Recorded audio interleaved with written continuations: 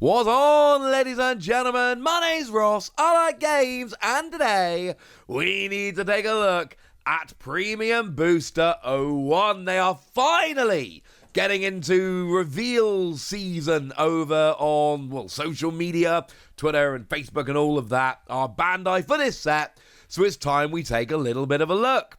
Why do we not have an actual confirmed release date yet? I don't know. Why do we not have a look at the English booster pack of this yet? Bearing in mind we know it's going to be exactly the same as a Japanese booster pack, because they always are. I also don't know. But we do have a bunch of cards that have been revealed from the set that we can have a little bit of a look at. And I suppose for now, that's just going to have to do. Of course, like I've said, we don't have an official confirmed release date yet. The website and all social media is still saying November. But we know that, although not official and confirmed, the overwhelming likelihood is that the date given to distributors is going to be real and legit, and that is the 4th of November. You are not going to have to wait very long at all. Also worth bearing in mind, as I told you the other day, you don't actually have to wait until the 4th of November if you don't want to. Because the new starter decks, which now do have confirmed release dates of October the 25th, they are all coming with one pack of PRB-01. Now you're paying $12 for the deck and getting a pack in there. Essentially, they were budget decks in Japan, but Bandai don't do budget decks over here. So this is a way they can charge the regular price while making it kind of up to us, so to speak. But the point is, if you want it 2 weeks early, and it is 2 weeks early, then you absolutely can just go and pick these starter decks up. And one of the things that I'm always thinking is, well, I'm getting 2 of all the starter decks, so why not? Honestly. Like, if you're going to get them, why not? So that's what I'm thinking. I'm going to buy them anyway. Might as well get them nice and early, and then I can get myself a rather lovely, bunch of packs of PRB-01 if I so wish. Love it. So what have we seen from PRB-01? Well, at the moment, we have seen everything to suggest that it is the same as the Japanese set. There are a couple of lingering questions, though, and unfortunately, these are questions to which we don't have answers. Firstly, is there going to be a God pack of manga? I'm assuming not, but we don't actually know. Are we going to get Pirate Flag Hollows? I'm assuming yes, but we don't actually know. And remember, when Pokemon does these sets, they have like Pokeball Hollows, which we don't get in the West. That's not to say we won't get the ones from One Piece, but it is to say that it's maybe not as confirmed and guaranteed as some people may think. One thing we know we are getting, however, is the only new card in the set. It's Sanji. Yay! There is a Sanji leader, which is coming in the set, and it is, as I just said, the only new card in the set, and we have a proper manga head here. Yay! By proper manga head, I mean it's actually got Oda manga artwork, as opposed to the ones which are similar design, but with new artists. And I really like this, just to be clear, because it's a 5,000 power, 5 life red leader, as we would expect. But we've got an activate main once per turn, give one of your 8 cost or lower characters with no one play effect Rush. So you can give like anyone Rush. They literally had to change the rules. Well, not change the rules, but clarify the rules here. Because we never had a 1 cost character with Rush. And it was clarified that you can't attack on turn 1, even if you've got Rush on a character like this.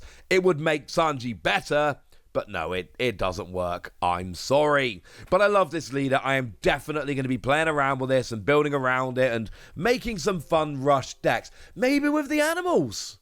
Might make a nice little animal Rush deck. Mono red animal Rush deck. That sounds like fun to me, honestly.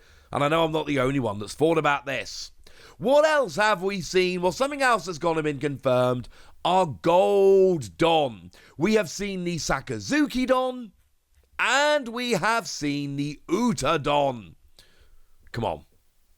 Look how beautiful these are. Love these. Absolutely love them. So, yeah. These are now confirmed they are going to be coming.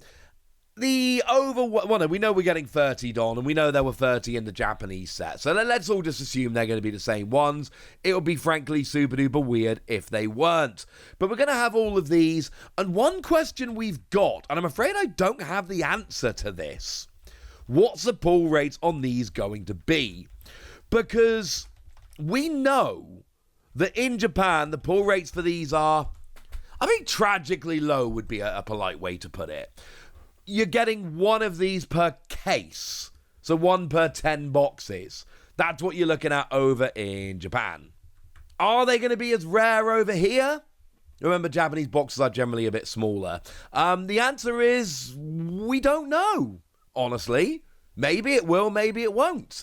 Certainly, if they are less rare over here. Now, remember, we've got that weird, annoying rule at the moment, whereby if you're in Japan, you can use English Don cards. But if you're over here, you can't use Japanese Don cards, which I've said many times before, and I'll happily say again, still makes no sense, and I don't like it. But if you're a Japanese player, and these end up being a lot less rare, a lot more common, a lot cheaper, you know, I'm just saying, it feels like we might get some players from Japan trying to import these from us. Either way, something to bear in mind. So we know the Dawn are coming, and then we've had a bunch of other cards that have been shown off with lovely photos showing all the foiling and texturing and all of that. Like, for instance, the Luffy, which is a reprint of the one from OP-01. So this is the one whereby 2 cost 3,000 power, counter plus 1,000, Don X2, cannot be KO'd in battle by strike attribute characters. We still haven't seen many cards that really use a strike / special stuff in the top right hand corner. They really don't make the most of that in the game at the moment, but it is there regardless. And then an activate main once per turn, give this character up to 2 rested Don cards. It's not proven to be an amazing card, let's be honest, but I do love that obviously, you know, you use your activate main to give 2 rested Don cards that you've used to pay for other cards, and then having been given 2 rested Don cards, you then can't be KO'd by strike attribute characters. That's nice. It's just never ended up being much of an issue. But you will of course notice that this is the artwork that features on the front of the pack, even though we haven't seen the English pack, and we know it's going to be the same as the Japanese, because it always is. We've also been shown a lovely little look at Tony Chopper. I've just done the Drum Island arc for the second time in the manga, and I like Chopper. He's cool. Bit of a tragic hero at first, but this really does look like Chopper kind of packing to leave Drum Island. I'm not saying it is, just saying that's the kind of thing it looks like. And this makes me happy, honestly. It's a cool card. It is the 1-cost blocker from Starter Deck 1. And to be fair, 1-cost blockers are good. Like, they're not surviving very long. You block, you're gone, boo, hiss, etc. But you can at least use this, block, you've saved an attack, move on with your life, job's a good un. We've been shown a bunch of Whitebeard pirates, like for instance the 4-cost Marco from OP-02, as both a full art and an alternate art. And this is actually a really good excuse to talk about the difference between them, because of course both of them are featuring in this set. And essentially the deal is that your full arts are the regular artwork. They've just kind of taken away the border and made it all fancy like that. Whereas the alternate arts, what they've done here is actually brand new, never before seen artwork, even though it is the same card. Not all the cards that have full arts have alternate arts. Not all the cards that have alternate arts have full arts. Some have both, some have one, some have the other. It gets a little bit awkward, frankly. But some characters, like Marco, have both. And we can't look at Marco and not look at Whitebeard. We've got the alt art Whitebeard, Edward Newgate, who is, of course, a reprint of the one from OP-02 that we like very much indeed. And this is the one whereby 9 costs 10,000 power. On play, you give your leader plus 2k until the start of your next turn. And that, of course, means that on your opponent's turn, they've got to have 2k more to get over your leader and take your life. And then you cannot add life cards to your hand using your own effects during this turn, which, of course, is what the leader does. We've then got Don X2, when attacking, KO one of your opponent's characters with 3,000 power or less. It is a very good character. It's one that's seen a whole bunch of play. And, yeah, fine. It's not going to see play in every deck. But if you're playing red Whitebeard Pirates, seems a bit silly not to. Speaking of full arts and alternate arts, we've got the Izzo from OP03. We've got both the full art and we've got the alternate art. And this is the really good 1-cost character, whereby on play, look at the top 5 cards of your deck, find a Whitebeard Pirates other than Izzo, add it to your hand, put the rest at the bottom of your deck in any order. Yeah, it's a Whitebeard Pirate Searcher. It's another one of those ones whereby if you're playing red Whitebeard Pirates, you absolutely have to play this card. It is ridiculous and stunning. We've also had a nice little look at the Otama. This is the one from OP01 that gives one of your opponent's characters minus 2k during this turn and has a 2k counter. This is a great card. It's one that's seen a huge amount of play, so get used to seeing this one because it's great and the artwork is lovely. And then we can finish off with a couple of revolutionaries, like this Koala, one of not my favourite card in the set, but one of my favourite cards in PRB-01. This is one of my chase cards from the set, because frankly, Koala is just cool, alright? Koala is lovely, and even the card's quite cool. Because on play, if you lead his revolutionary army, give one of your opponent's characters minus 3k during this turn. I like it. And it's got counter plus 2k. It's very nice. And then we finish off with Sabo. This is the 6 cost 7,000 power from OP05. And on play, you KO 2 of your opponent's characters of a total power of 4k or less. So this is one of those ones where you really need to be using all those red skills that go and lower power before you go and drop Sabo, so that when you drop Sabo, you make the most of it. And there we go.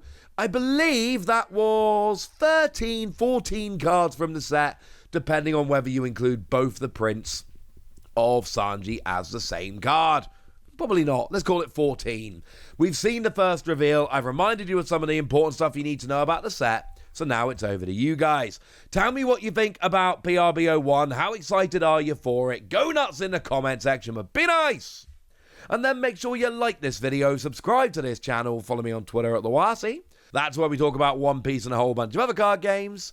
And please do consider checking out patreon.com/PTCG Radio, where you can support the channel, get some bonus podcasts and all kinds of fun things. But by far the most important thing as always, look after yourselves till next time, would ya? Thank you very much for watching. My name's Ross, and you've been watching Wasi Plays.